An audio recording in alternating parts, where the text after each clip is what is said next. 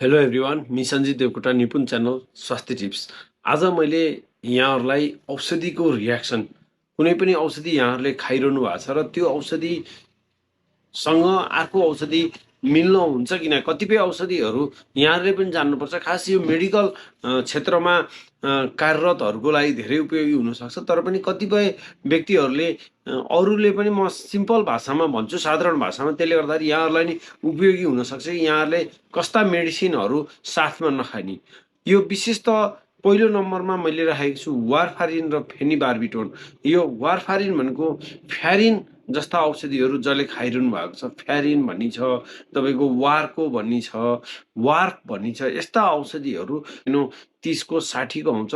यस्तो रगत पातलो गर्ने औषधि र यो मिर्गीमा खास इपिलेप्सी हुन्छ, मिर्गी भनेर यहाँले साधारण भाषा बुझ्नुहुन्छ, त्यसमा खाने औषधि यो एकसाथ खान मिल्दैन। साइन्सले यसलाई एकसाथ नखानु भन्छ। किन भन्दा यो एकसाथ खानुभयो भने यो जुन फेनिबार्बिटोनले काम गर्ने क्षमतामा कमी हुन्छ, बिरामी लड्न कम गराउने जुन छ, उहाँहरू थाहा नपाइकन लड्न जुन कम गराउने छ, त्यो हुनलाई कम गर्न सक्दैन र ब्लिडिङ बढी हुने डर छ है। यो औषधि यदि खाइरहनु भएको छ भने सँगै नपरोस् र फार्मेसी चलाएर बसिरहनु भएका साथीहरूले भिडियो हेर्नु भएको छ भने यसलाई अलि याद गर्नु होला। अनि अर्को रहेको छ इरिथ्रोमाइसिन। इरिथ्रोमाइसिन त्यति धेरै त चल्दैन, तर पनि इरिथ्रोमाइसिन र वारफारिनलाई पनि साथमा नराख्नु होला। इरिथ्रोमाइसिन र वारफारिन साथमा राख्दाखेरि यो पनि ब्लिडिङ, एक्सेसिभ ब्लिडिङको केस छ।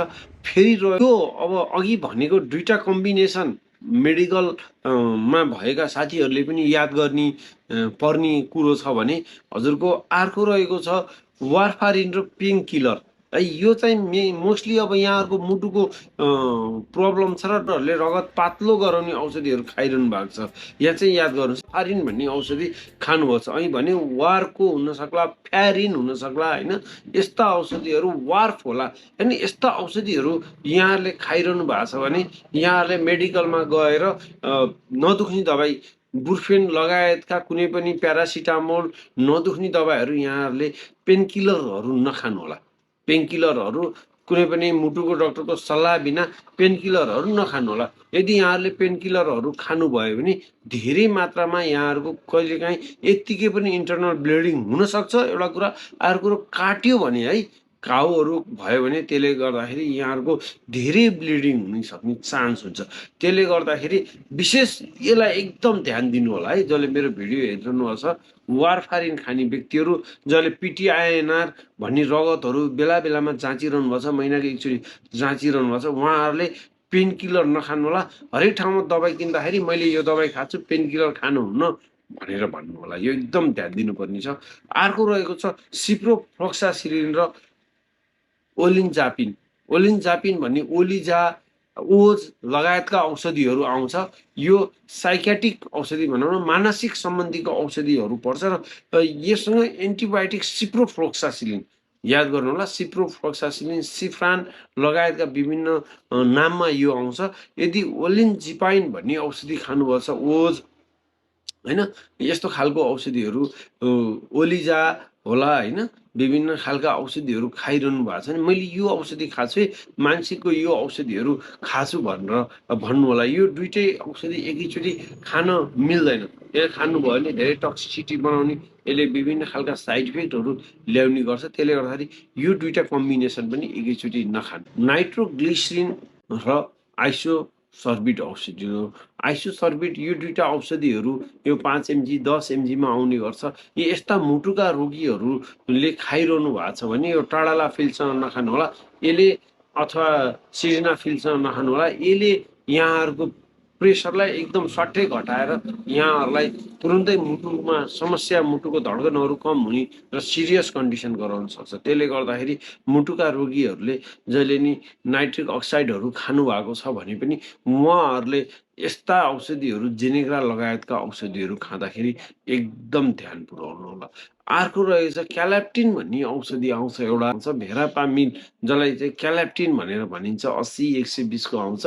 र एटिनोलोन भन्ने औषधि आउँछ। एटिनोलोन भनेको 50 mg 25 mg मा एटिकार्ड भनेर आउँछ, एटिनोल भनेर आउँछ। यो दुईटा औषधि नि कम्बिनेसन पार्न हुन्न भनेर भन्छ। यो दुईटा औषधि नि एकैचोटि कम्बिनेसन पार्यो भने प्रेसर एकदम लो हुनसक्छ र हाइपोग्लाइमिक सकमा बिरामी जान सक्छ भनेर भन्ने भनाइ छ। त्यसले गर्दाखेरि यसलाई ध्यान दिनु होला। अर्को रहेको छ लिग्नोकेन। लिग्नोकेन इन्जेक्सनहरू यहाँहरूले बेटा ब्लकरहरू खाएका बिरामीहरूलाई लगाउँदाखेरि हिस्ट्री लिनु होला र औषधिहरूमा मेटोप्रोपोलोलहरू, एटिनोलोनहरू यिनीहरू पर्ने गर्छ र यी औषधिहरू बिभोलोलहरू यिनीहरू पर्ने गर्छ र यो पछाडि लोल लेखेको औषधिहरू छ भने यहाँहरूले लिग्नोकेन इन्जेक्सन नदिनु होला। केही गरी यहाँहरूको औषधि पसलहरूमा घाउहरू चिर्दाखेरि छ भने हिस्ट्री लिनु होला, त्यो नदिनु होला।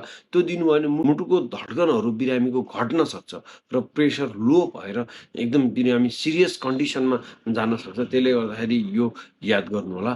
यदि अब सिप्रोफ्लोक्सासिलिनहरू खाइरहनु भएको छ भने यो थियोफाइलिन, यो जुन दमको औषधि छ थियोफाइलिन हैन, यो मिसिएर आएको हुन्छ। थियोफाइलिनहरू मिसिएर आएको हुन्छ। साल्बुटामोलहरू यसरी यो मिसिएर आएको हुन्छ दमको दबाईहरू, यिनीहरू पनि नदिन हुन अनुरोध गर्छु। र त्यस्तै गरिकन अब पेन्टोप्राजोल है र रेनिटिडिनहरू, यो पेन्टोप्राजोल र रेनिटिडिनहरू नि कतिपय ठाउँमा बिरामीले अलि एकछिन अगाडि रेनिटिडिन खाएको अब कम भएन, एसिलक भनौँ न, एसिलक खाएको कम भएन, अब पेन्टोप्राजोल दिनुहोस् भनेर आउँछ। त्यस्तो भयो भने हाम्रो पेटको ग्यास्ट्रिक जुस एकैचोटि एकदम तल्लो लेभलमा घट्नु सक्छ र त्यो पनि एउटा अप्ठ्यारो खालको कन्डिसन हुन्छ। अर्को रहेको छ लोपरामाइड औषधि। लोपरामाइड यो अहिले इल्डोपार भन्ने आइरहेको छ नेपालमा है। इल्डोपार लगायतका लोमोटिल, पहिला लोमोटिल पनि आउँथ्यो। यस्तो औषधि क्याल्सियम, यदि सप्लिमेन्ट्री खाइरहनु भएको छ, क्याल्सियम भन्ने औषधि, यो दिशा रोक्ने औषधि लोपरामाइड, यो पँयालो क्याप्सुल हुन्छ। त्यो यदि यहाँहरूले क्याल्सियम खाइरहनु भएको छ भने यो सँगै नखानु होला। एकदम यो कन्स्टिपेसन हुन जान्छ र हजुरको पेटमा प्रब्लम हुन जान सक्छ। त्यसले गर्दाखेरि यो नखानु होला। अन्तिममा एउटै किसिमका दुईटा दबाई, मोस्टली मैले धेरैचोटि भिडियो यसमा बनाइ पनि रहेको छु। यहाँहरूले एन्टिकोल्डहरू खाइरहनु भएको छ, एन्टिकोल्ड औषधिहरू जस्तो डिकोल, साइनेक्स लगायतका औषधिहरू नि खाइरहनु भएको छ। त्यसमा फेरि जोडेर यहाँहरूले डोलोपार अनि फेरि फ्लेक्सन लगायतका एउटै कम्बिनेसन भएका 2-3 थरी औषधिहरू नखानु होला। त्यो गर्नु भने एक्युट यहाँहरूको लिभर ड्यामेज हुनसक्छ, तुरुन्तै यहाँको लिभर ड्यामेज हुनसक्छ। त्यो टक्सिसिटीले गर्दाखेरि, प्यारासिटामोल टक्सिसिटीले गर्दाखेरि, त्यसले गर्दाखेरि यस्ता ड्रगहरू कम्बिनेसनमा नखानु होला। र यसरी यहाँहरूले एन्टिकोल्ड लगायतका ड्रगहरू र प्यारासिटामोलहरू एकैचोटि खाइरहनु भयो, यहाँहरूले एन्टिकोल्ड र यहाँहरूले डोलोपार र यहाँहरूले फ्लेक्सन लगायतका औषधिहरू खाइरहनु भएको छ भने, किनभने एन्टिकोल्डमा नि धेरै खालको कम्बिनेसन हुन्छ, यता डोलोपारमा नि अब कम्बिनेसन 2 किसिमको औषधि हुन्छ, त्यसमा नि प्यारासिटामोल र तपाईँको क्याफिन हुन्छ, उतातिर फ्लेक्सनमा नि आइबुप्रोफेन र प्यारासिटामोल हुन्छ। यसरी कम्बिनेसन 6-7 थरीका कम्बिनेसन भएको कारणले तुरुन्तै लिभरमा ड्यामेज गर्न सक्छ। त्यही भएर म जाँदा के भन्छु भन्दा धेरैचोटि भनेको छु, निको खानुहुन्छ भने निको मात्रै खानुहोस्, फ्लेक्सन खानुहुन्छ भने फ्लेक्सन मात्रै खानुहोस्, डोलोपार खानुहुन्छ भने डोलोपार मात्रै खानुहोस्, एन्टिकोल्ड साइनेस, सिनारेस हरेक एन्टिकोलहरू खानुहुन्छ भने एउटै मात्र खानुहोस्, कम्बिनेसन गरेर नखानुहोस्, यहाँहरूको लिभर ड्यामेज हुनसक्छ। र यो औषधि सम्बन्धीको कम्बिनेसन यहाँहरूले खाइरहेको औषधि कहीँ जुझ्न जान्छ कि भनेर यो एउटा अलिकति गाह्रो पनि थियो होला अब यो औषधिका धेरै नामहरू भन्दाखेरि, तैपनि मैले अलिकति सरल भाषामा बुझाउने प्रयास गरेँ। यस्ता औषधिहरू एकैचोटि नखानु हुन यहाँहरूलाई सल्लाह दिँदै यो भिडियो यही अन्त्य गर्छु। See you guys in another video. Bye by.